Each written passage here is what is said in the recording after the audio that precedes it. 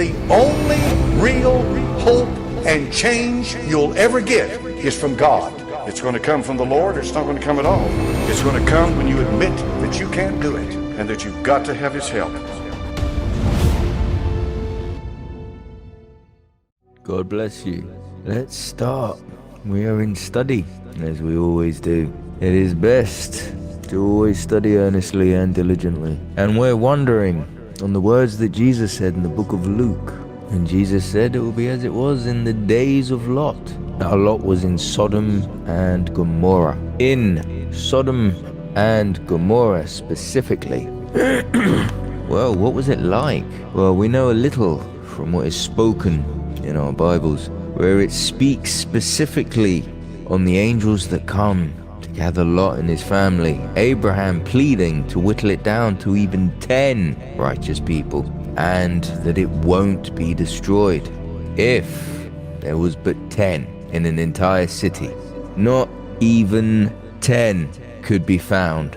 And as you know, when the two angels that appeared to the town, remember they are his men, and they go and Lot takes them to his home, and it says that everyone of the city wants to specifically come and have relations with these two men, the whole city. Imagine where you live and absolutely everyone, everywhere that you know, and all the ones you don't know in the entire district of the area you live in. We're not talking like 10 people, 100 people, a couple of thousand. We're talking about an entire city, if you think about that. So, with that in mind, considering that, from what Jesus spoke, I've got the book of Yasha here, and it actually details in chapters 18 and 19, Sodom and Gomorrah. The things they did in that city, the wickedness that they were about, who they were. And Jesus said in Luke 17, as the days of Lot. Well, if it's going to be as the days of Lot, what were they? And we want to know how close we are right now to the days of Lot. How similar are we right now to the days of Lot? So let's find out and have a look what happened in those days by reading Book of Yasha. I hope you have a strong stomach, because when you see just how wicked all the people were and their customs of wickedness and deceit were, and that was the standard, that was the normal, that was the flagship of this people. To be wicked was how you knew you were in Sodom and Gomorrah. So we shall begin in chapter 18.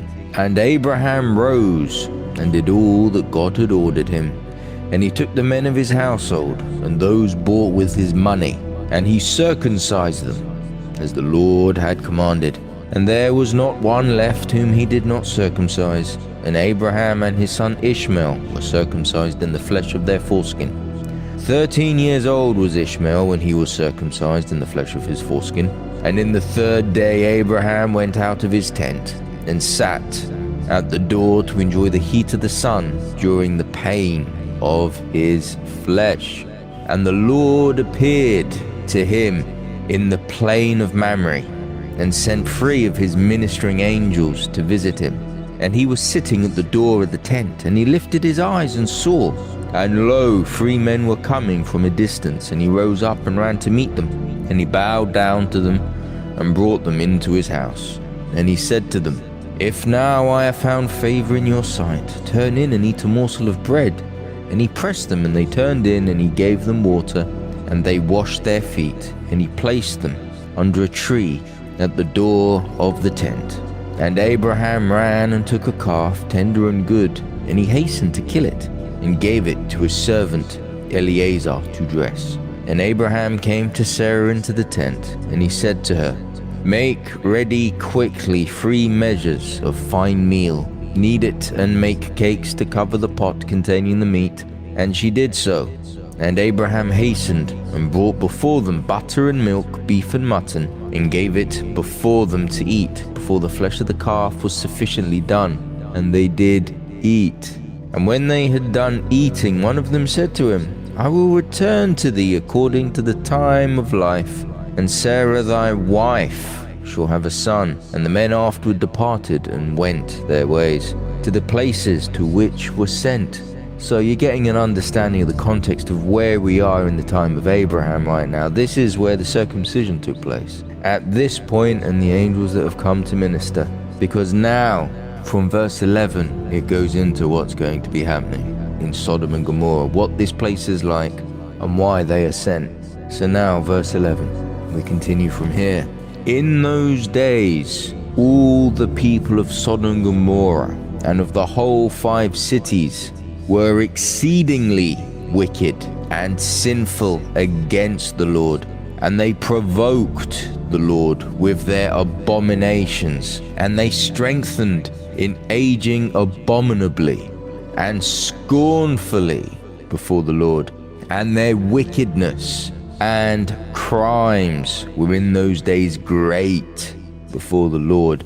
So these are people that provoke God with their abominations, and they strengthen in wickedness as they get older, because they behave abominably and scornfully. So this is people with hatred in them, because to be scornful against someone that's to have absolute bitterness against, and their wickedness and crimes. So now you get to understand the crimes they commit, to understand what this city is and who these people are and what they're all about. And Lot was living in the midst of all these things we're going to be reading.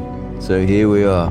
And they had in their land a very extensive valley, about half a day's walk, and in it there were fountains of water, and a great deal of herbage surrounding the water.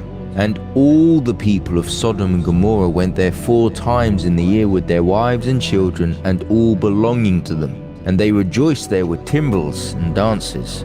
So there's a rather large area of water and of herbage, so it's a nice lush area, and everyone goes there 4 times a year. So this is something that occurs. So if we were to count it upon where we are now, you'd say once every 3 months, I suppose. Not that I'm saying this is once every 3 months, but you get the idea of how regular this would be. And now let's see what they do at this place. And in the time of rejoicing, they would all rise. So everyone does this, not 1 or 2. They would all rise and lay hold of their neighbors' wives, and some the virgin daughters of their neighbors, and they enjoyed them. And each man saw his wife and daughter in the hands of his neighbor, and did not say a word. And they did so from morning to night. And they afterward returned home, each man to his house, and each woman to her tent. So they always did 4 times in the year.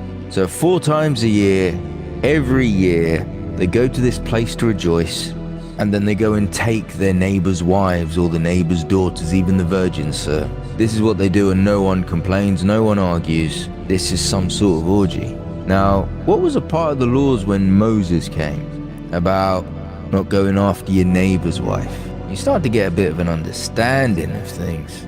This is just immorality for the sake of immorality, and this is how they're just having fun 4 times a year. And now, as it continues on, also when a stranger came into their cities and brought goods which he had purchased with a view to dispose of there, the people of these cities would assemble, men, women, and children, young and old, and go to the man and take his goods by force, giving a little to each man until there was an end to all the goods of the owner, which he had brought into the land. So when the person comes into their land to sell goods, they rise up, male, female, young and old, all, and they take what he has by force. So they're robbing him. Each person takes something that this person has till they have nothing. And as it continues, and if the owner of the goods quarreled with them, saying, "What is this work which you have done to me?" then they would approach to him one by one. So each person that's robbed him will now come up to him one by one after they've purposely robbed him, and this is their behavior. And each would show him the little which he took and taunt him. So they show him what they stole from him, and they make fun of him for it. They taunt him with it. It's like, "This is what I took from you." And as it continues, saying, I only took that little which thou didst give me. And when he heard this from them all, because they all did it to him, and they're like, oh, I only took this little bit. That's all it was, just a little bit. But everyone took just a little bit, forcefully. And they're trying to say, oh, you gave it to me. Well, they forcefully took it. What are you going to do? What are you going to do? Exactly. Whole army of people will come to attack you. What can you do on your lonesome? And they're trying to say, oh, you gave it to me. And they're like, I only took a little bit. But they took everything he had till he has nothing. So he would arise and go from them in sorrow and bitterness of soul, when they would all arise and go after him. So now not only have they taken everything, they now go after him after they've taunted him, acting all innocent, and they drive him out of the city with great noise and tumult. So there's one person has all these people making noise after him, driving him out of the city after he's gone there to sell wares, and they've all robbed him. It's a city of thieves. It's a place you don't want to end up in. As it continues on, and there was a man from the country of Elam who was leisurely going on the road, seated upon his ass, which carried a fine mantle of diverse colours, and the mantle was bound with a cord upon the ass. And the man was on his journey, passing through the street of Sodom, when the sun set in the evening, and he remained there in order to abide during the day. So he decided to stay there because he's had such a chill journey, and it's now dark, so that he wouldn't be traveling in dark. So as it continues on, but no one would let him into his house. And at that time there was in Sodom a wicked and mischievous man, one skillful to do evil, and his name was Hadad. And he lifted up his eyes and saw the traveller in the street of the city, and he came to him and said, Whence comest thou, and whither dost thou go? And the man said to him, I am travelling from Hebron to Elam, where I belong. And as I passed the sun set, and no one would suffer me to enter his house, though I had bread and water, and also straw and provender for my ass, and am short of nothing. And Hadad answered and said to him, All that thou shalt want shall be supplied by me, but in the street thou shalt not abide all night. And Hadad brought him to his house, and he took off the mantle from the ass with the cord, and brought them to his house, and he gave the ass straw and provender, whilst the traveller ate and drank in Hadad's house, and he abode there at night. So Hadad's seen this bloke that no one is saying he can stay in their place for the night, even though he had provision. He just needed a roof. And he goes, well, you can stay with me, don't worry. And this man has this mantle that's made of fine colours. And he's like, oh, come mine, I'll feed you, it'll all be good, don't you worry. So now the next morning comes as it continues on. And in the morning the traveller rose up early to continue his journey, when Hadad said to him, Wait, comfort thy heart with a morsel of bread and then go. And the man did so, and he remained with him, and they both ate and drank together during the day. When the man rose up to go, and Hadad said to him, Behold, now the day is declining. Thou hadst better remain all night, that thy heart may be comforted. And he pressed him, so that he tarried there all night. And on the second day he arose up early to go away, when Hadad pressed him, saying, Comfort thy heart with a morsel of bread and then go. And he remained and ate with him, also the second day. And then the man rose up to continue his journey. And Hadad said to him, Behold, now the day is declining. Remain with me to comfort thy heart, and in the morning rise up and go thy way. And the man would not remain. So each day the man's gone to leave, Hadad's like, hey, come hang out, we'll eat, we'll drink, and then we'll do it next day. Let's do that first. So each day he's holding this guy back from leaving. But now as it continues, and the man would not remain, but rose and saddled his ass. And whilst he was saddling his ass, the wife of Hadad said to her husband, Behold, this man has remained with us for 2 days, eating and drinking, and he has given us nothing. And now shall he go away from us without giving anything? And Hadad said to her, Be silent.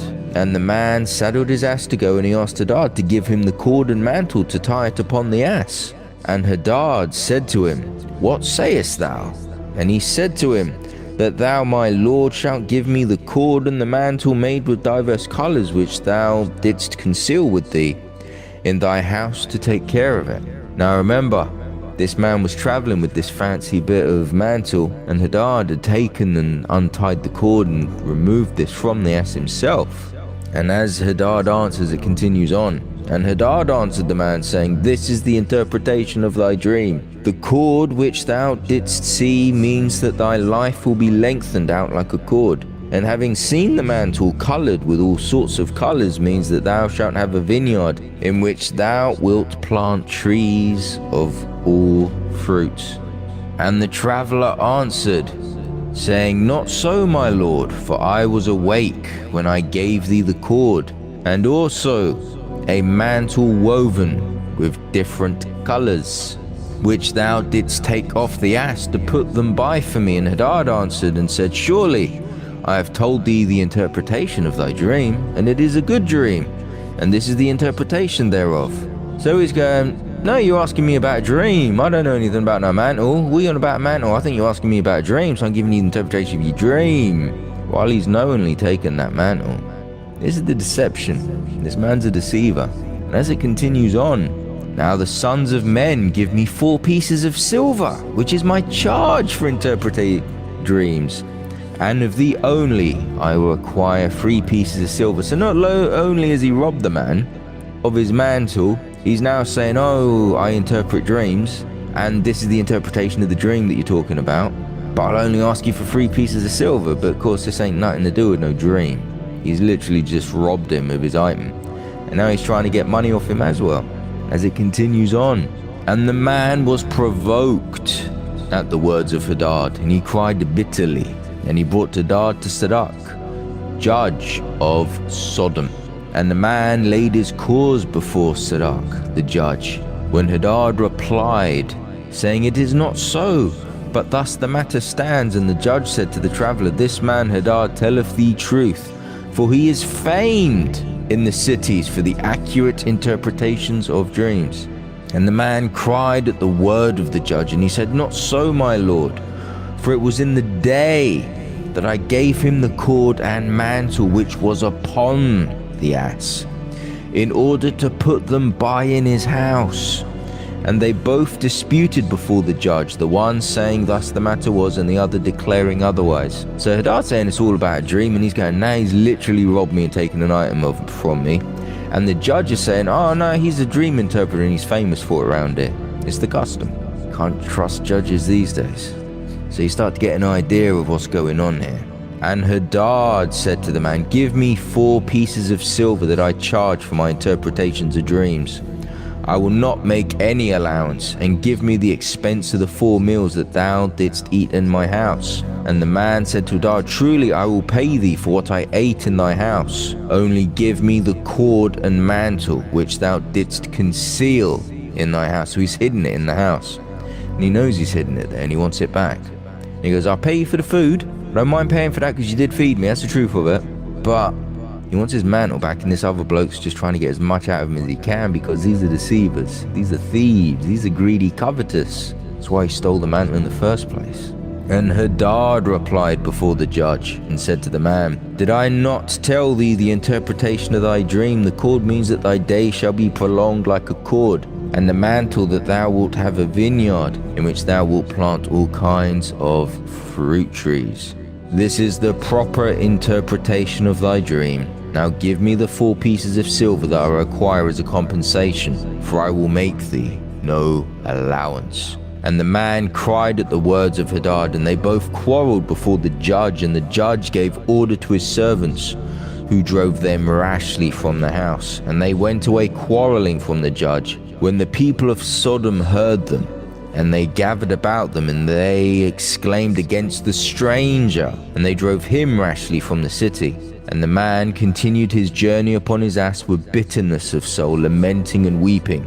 And whilst he was going along, he wept at what had happened to him in the corrupt city of Sodom. So the judge is on the side of the villain, Hadad. The people of the city are in cahoots with these things, and they drive the stranger out, accusing him You know a tree by its fruits, a man his deeds. There's far more in this city than this. And the city of Sodom had 4 judges to 4 cities, and these were their names: Sirach in the city of Sodom, Shakar in Gomorrah, Zabnak in Admah, and Menon in Zeboim. And Eleazar, Abraham's servant, applied to them different names, and he converted Sirach to Shakra, Shakar to Shakrura, Zebnak to Kezobim, and Menon to Matzlodin. And by desire of their 4 judges, the people of Sodom and Gomorrah had beds erected in the streets of the cities. So the judges wanted these beds erected in the cities, and you're going to get to understand what these beds are for. And if a man came to these places, they laid hold of him and brought him to one of their beds, and by force made him to lie in them. I think you understand what that means by force. Remember, they wanted to lay with the angels. Literally, the judges desired, so they wanted beds put up outside, so when people came to the city, they could take them to these beds to force them upon them. Do you understand? And as he lay down, 3 men would stand at his head and 3 at his feet, and measure him by the length of the bed. And if the man was less than the bed, these 6 men would stretch him at each end. When he cried out to them, they would not answer him. So you got 6 people pulling this person over each end. And if he was longer than the bed, they would draw together the 2 sides of the bed at each end until the man had reached the gates of death. 3 people on one end, 3 people on the other, both pulling 2 different directions. And what's it say? Reaching the gates of death. And if he continued to cry out to them, they would answer him, saying, "Thus shall it be done to a man that cometh into our land." So if a man comes into their land, they got these beds just waiting for him special. So there's some wickedness here. This is what it is to enter this city. This is who they are. This is their culture. This is the way they live. This is a place of just wickedness and immorality. And there's more. And when men heard all these things that the people of the cities of Sodom did, they refrained from coming there. So the reputation of this place, people stopped visiting there after this, because no one wants to be a part of any of that. Because there's no good there. There's no morality there. There's no justice there. There's no truth there. These are wicked, hateful, greedy, judgmental, bitter. These are people of all wickedness of every manner and kind you can imagine. Think about storytime hour in the libraries today, and the sort of people that want to be teaching. Barry's dressed as Belinda. You understand. Children like candy stores.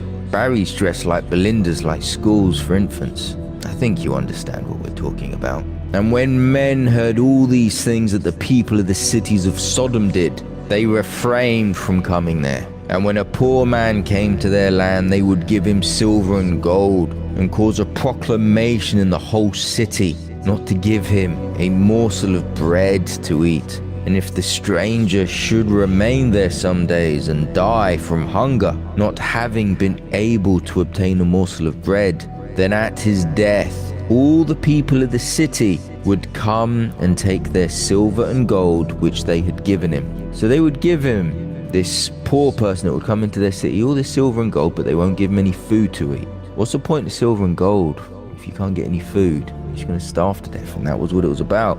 They'd starve them to death. This was their fun. This was their idea of entertainment. Today's day and age is a big screen and people watch whatever they like to watch upon it. In this day and age, they'd watch the people suffer. Now hang on, you can watch people suffer on today's big screens. It's the day and age we live in, it's normalization thereof. That's why they're starting to do this whole thing called the Squid Games and try and make reality of it now. We're in a dangerous era. You're starting to see parallels. We are moving into the normalization of this. This hasn't been accepted yet, but we're moving towards it, you understand? Jesus gave the warning it will be as it was. Each year the birth pangs get worse. There's no sugarcoating. So all the people would come and take their silver and gold which they had given them. And this tells you that it's all the people of the city do this. It's not like certain people, all is the word.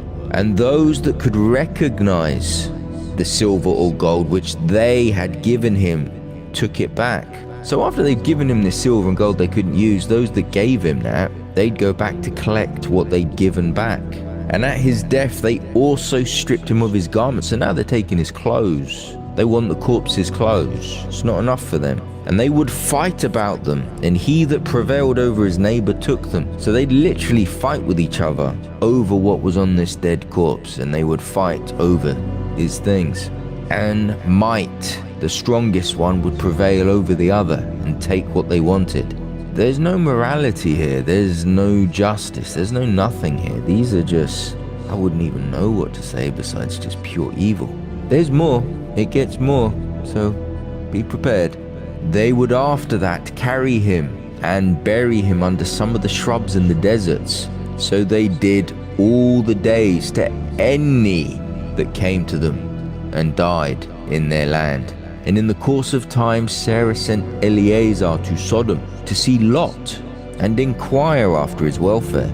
And Eleazar went to Sodom, and he met a man of Sodom fighting with a stranger. The man of Sodom stripped the poor man of all his clothes and went away. So a stranger's in the city of Sodom. Eleazar's on his way there to visit Lot, and he sees some poor stranger having all his clothes stripped off him by a man from the city of Sodom. So this is where we are right now, and as we continue on. And this poor man cried, and he cried to Eleazar and supplicated his favor on account of what the man of Sodom had done to him.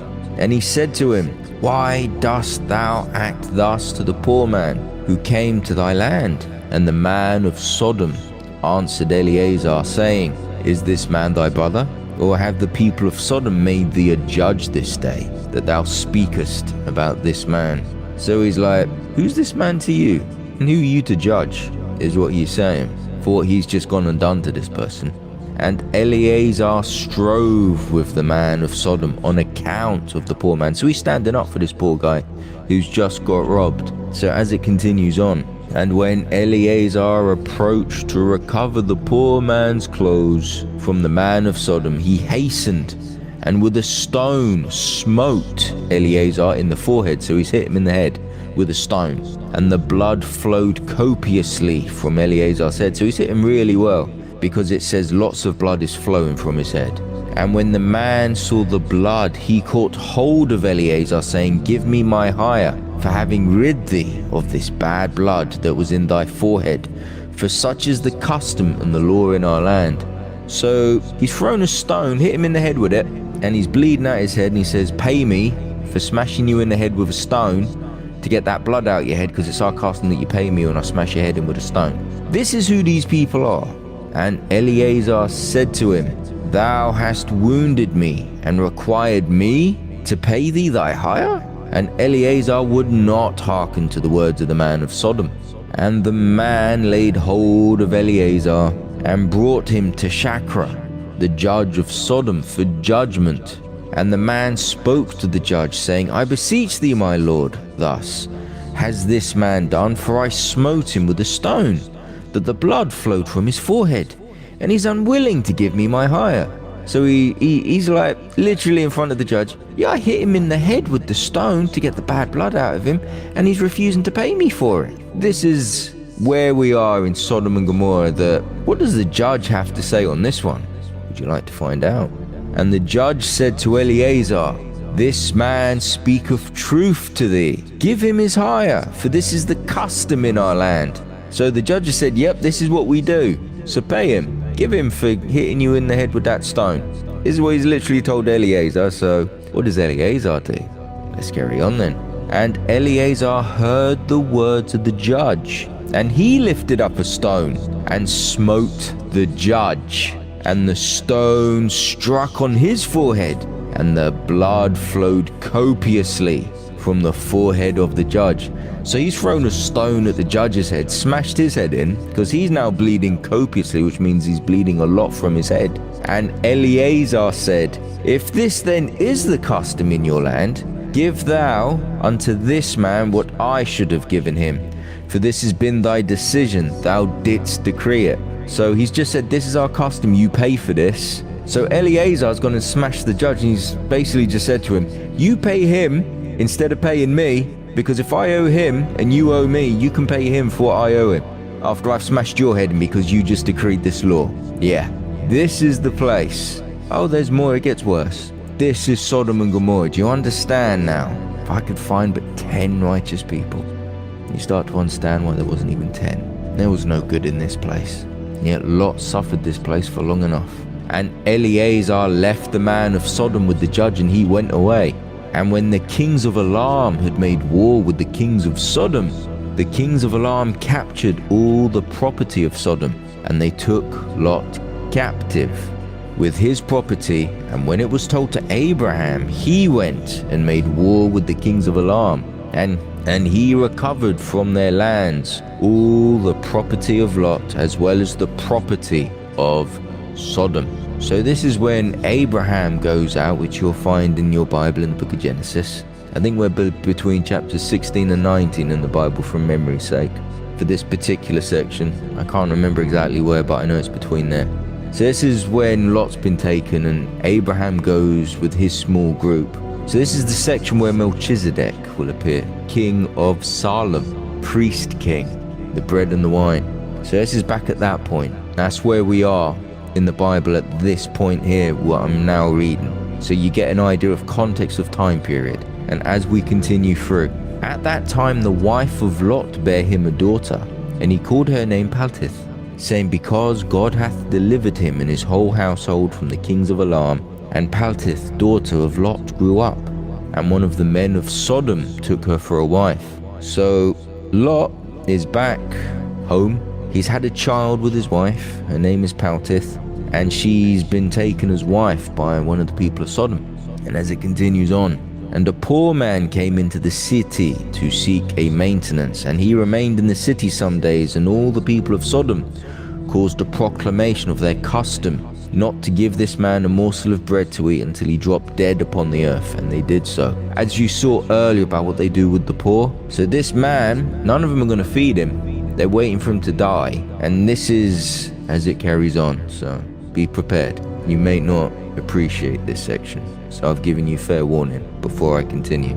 And Paltith, the daughter of Lot, saw this man lying in the street, starved with hunger, and no one would give him anything to keep him alive, and he was just upon the point of death, and her soul was filled with pity on account of the man. So she cared and felt bad for this poor man who's about to die because he's being starved by the city.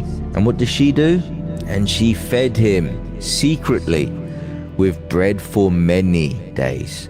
And the soul of this man was revived. For when she went forth to fetch water, she would put the bread in the water pitcher. And when she came to the place where the poor man was, she took the bread from the pitcher and gave it him to eat. So she did many days, and all the people of Sodom and Gomorrah wondered how this man could bear starvation for so many days. And they said to each other, this can only be that he eats and drinks, for no man can bear starvation for so many days or live as this man has, without even his countenance changing. And 3 men concealed themselves in a place where the poor man was stationed. So they're hiding to watch the poor man, to know who it was that brought him bread to eat. And Paltith, daughter of Lot, went forth that day to fetch water, and she put bread into a pitcher of water. And she went to draw water by the poor man's place. And she took out the bread from the pitcher and gave it to the poor man, and he ate it. And the 3 men saw what Paltith did to the poor man. And they said to her, it is thou then who hast supported him, and therefore has he not starved, nor changed in appearance, nor died like the rest. This is their way of doing things. So like the rest, like everyone else they do this to, why is not this one? We don't know how many years they've been doing this and how many people they've done this to. But this is so normal to them. When one don't die, they're like, something's wrong here. You get the idea. So as it continues, and the 3 men went out of the place in which they were concealed, and they seized Paltith and the bread which was in the poor man's hand.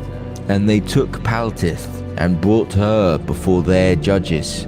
And they said to them, thus did she do, and it is she who supplied the poor man with bread. Therefore did he not die all this time. Now therefore declare to us the punishment due to this woman for having transgressed our law. So they've gone to the judges of their land to pass punishment upon her for her good deed of feeding this poor man while they were waiting for him to die on purpose, because this place is so wicked and their judges so corrupt. And as it continues, and the people of Sodom and Gomorrah assembled and kindled a fire in the street of the city, and they took the woman and cast her into the fire, and she was burned to ashes. And in the city of Admah there was a woman to whom they did the like. So because she fed this man, they made a fire and they threw her in it, and they burned her to ashes. That's what you get for doing kindness in Sodom and Gomorrah. For a traveler came into the city of Admah to abide there all night, with the intention of going home in the morning. And he sat opposite the door of the house of the young woman's father to remain there as the sun had set. When he had reached that place, and the young woman saw him sitting by the door of the house, and he asked her for a drink of water. And she said to him, who art thou? And he said to her, I was this day going on the road and reached here when the sun set. So I will abide here all night, and in the morning I will arise early and continue my journey. And the young woman went into the house and fetched the man bread and water to eat and drink. And this affair became known to the people of Admah, and they assembled and brought the young woman before the judges, that they should judge her for this act. So now this woman, who's had a random man sit outside her house and she's given him food and water while he stayed outside her door, she's now going to be judged for giving him food and water. Let's see what happens, shall we? And the judge said, the judgment of death must pass upon this woman, because she transgressed our law. And this therefore is the decision concerning her. And the people of those cities assembled and brought out the young woman and anointed her with honey from head to foot, as the judge had decreed. And they placed her before a swarm of bees, which were then in their hives, and the bees flew upon her and stung her, that her whole body was swelled. I don't know if any of you have actually been stung by a bee. I have, and I know exactly how painful just one sting is. And this woman was covered head to toe in honey and put in front of a hive just so her whole body could be stung on purpose. That's absolute agony. And I would hate to imagine how swollen she would have looked from them stings, because I know exactly how swollen just one sting does to me. It doesn't look pretty, and I don't look pretty anyway. And the young woman cried out on account of the bees, but no one took notice of her or pitied her, and her cries ascended to heaven. So they don't even have any emotions or feelings towards people crying in pain or suffering. They just don't care. These are demons. These are like the most wicked, evilest, coldest people. When you think when the Bible says the heart is desperately wicked, who can know it? This is a heart given unto absolute darkness. Who would ever want to know the like? And we're told, as it was in the days of Lot, so shall it be in the end. Are we quite here yet? Or are we on the way? Because we're seeing injustice in today's time. Did you see what happened with that young girl, underage? 9 people fresh off the boat forced themselves upon a child. This went to court. First was a group of 5. Then another group of 4 found her after the 5 have had their way. And the other 4 that found her, a different group, thought, well, it's our turn next. And then they did the same. This went to law. You know what the judge said? These people are a displaced people. They're just trying to find a way to express themselves because of how they feel. They were not punished for their sin or their crime. I do not know what happened to the child after this, but this was the report. When this nation announced that it was going to be bringing in over 25 boats from the places you know. Remember, there's a reason it says in the Bible God destroys the remnant of the Philistines of all their wickedness and evil. There's a reason Egypt and Saudi Arabia forbid them from entering their territories, because they know what they're capable of and they won't allow them in their land to do what they naturally do. not that dissimilar to this. And those that have truly dug, there are things you can never unsee.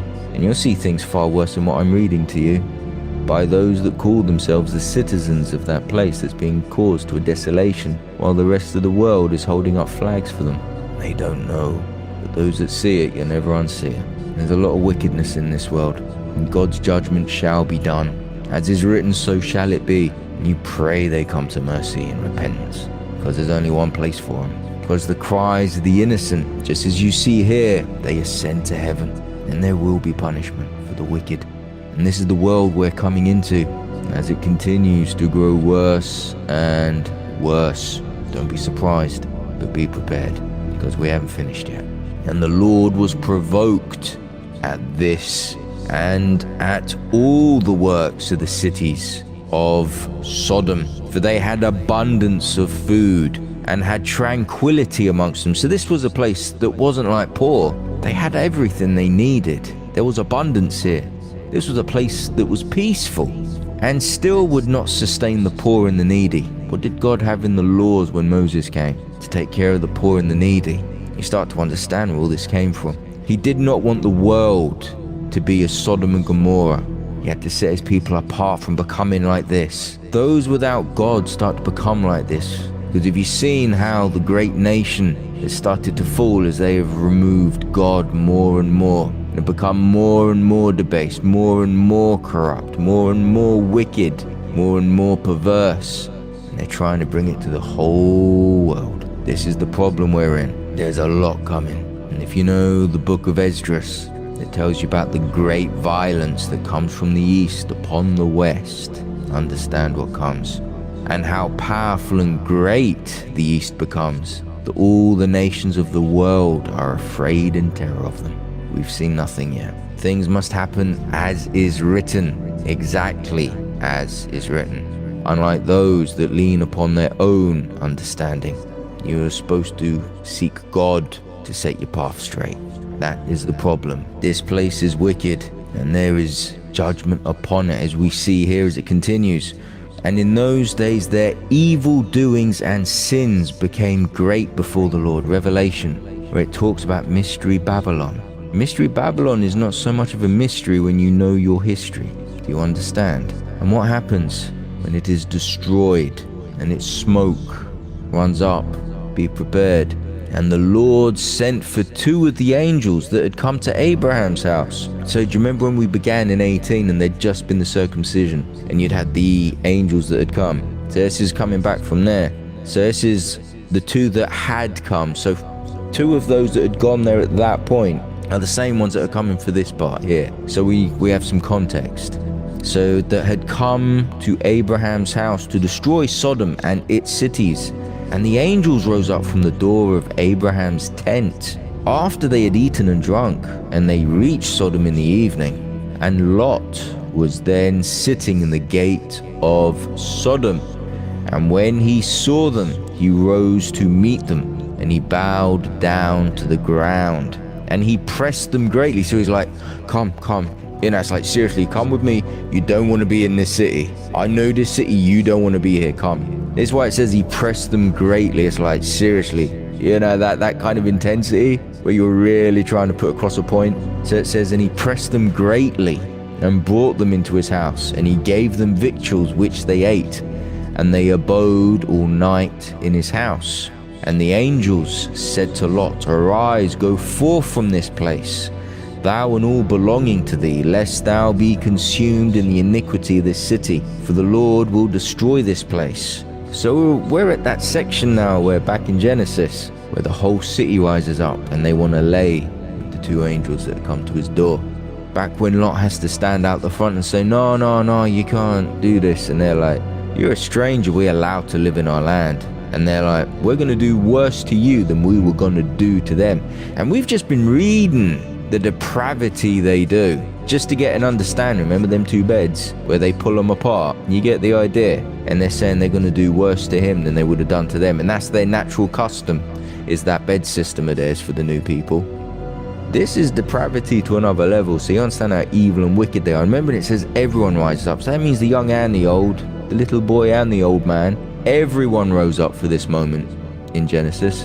And the angels laid hold upon the hand of Lot, and upon the hand of his wife, and upon the hands of his children, and all belonging to him. And they brought him forth and sent him without the cities. And they said to Lot, Escape for thy life. And he fled, and all belonging to him. Then the Lord rained upon Sodom and upon Gomorrah, and upon all these cities, brimstone and fire from the Lord out of heaven. All I can think is the day when the great stone will be hurled upon the earth.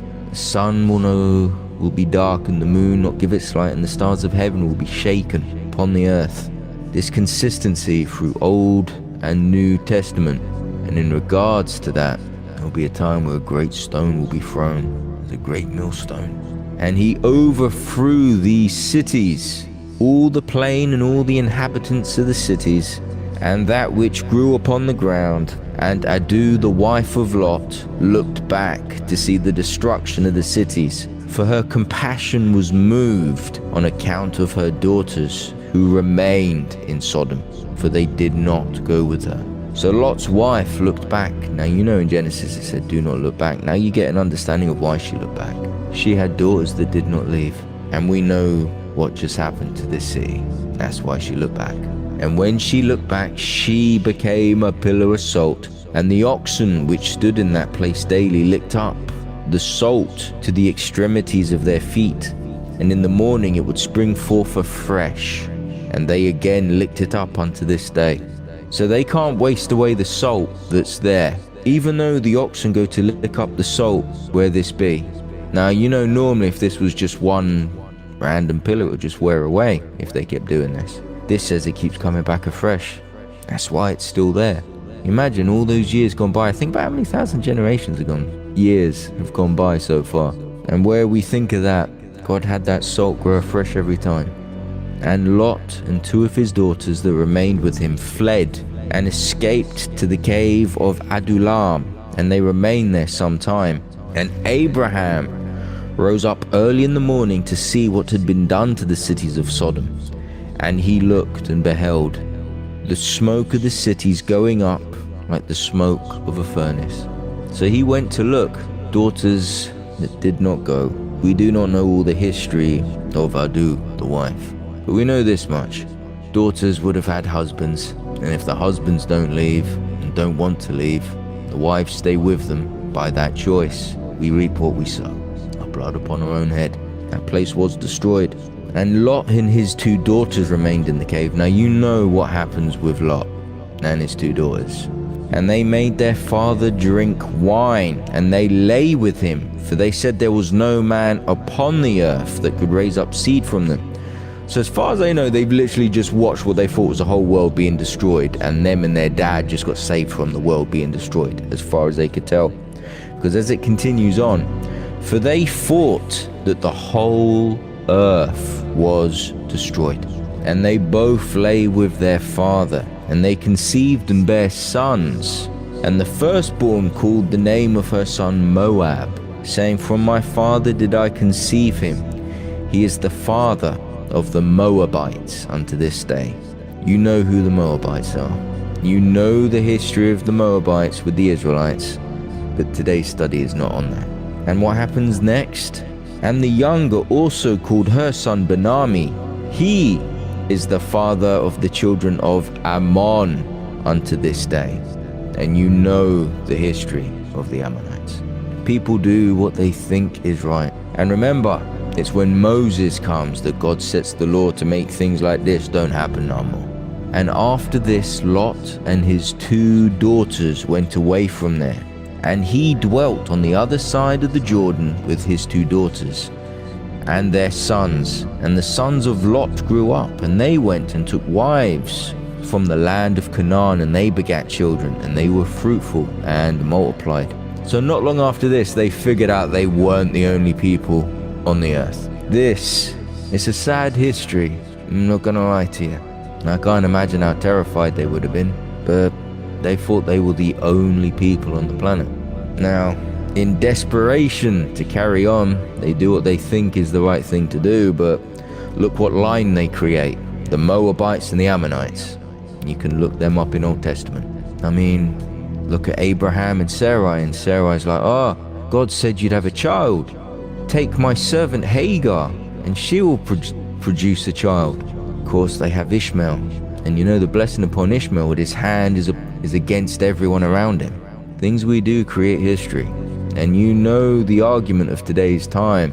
That's right, where you have the sons of Ishmael versus the sons of Isaac. Do you understand? How bad is today's time compared to what we just read? Do you think it could get worse, considering what we just read?